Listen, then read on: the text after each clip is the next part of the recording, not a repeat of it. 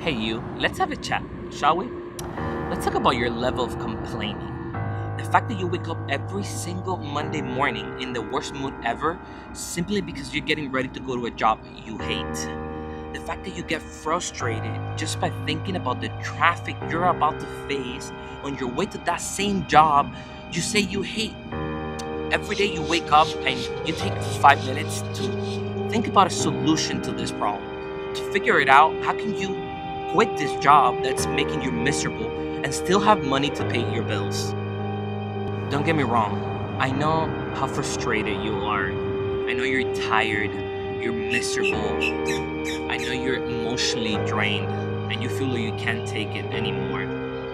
But I'm here to tell you something you won't really like. And it's that at the end of the day, it's not that bad. Before you get all upset and keep scrolling through your feed, I want to ask you a question.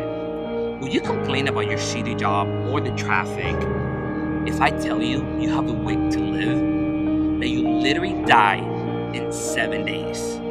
That means you only have 7 days to tell your wife or husband how much you love them. Only 7 days to tell your kids they mean everything to you. Only 7 days to call your mom to tell her how much you appreciate her and thank her for everything she has done for you. Only 7 days to check all the boxes on that old bucket list you wrote years ago. For some reason, the traffic and that shitty job of yours doesn't seem to matter that much when your hours are counted. But I'm here to remind you of something you don't normally think about.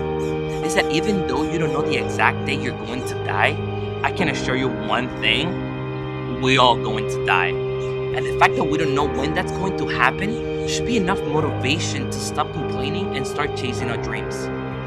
What's that? That life is hard, you said? Don't even get me started on that shit. The next time you have the audacity to complain about how hard your life is, just drag your ass to the nearest children's hospital, exactly the cancer floor. I want you to knock on one of the doors, come in, and tell the parents whose kid is on that bed, not knowing if they're going to have a future or not, how hard your life is, how miserable your job is, how depressed you are because you didn't get that promotion or didn't have the money to go on that fancy vacation. Do you feel like shit now? Good.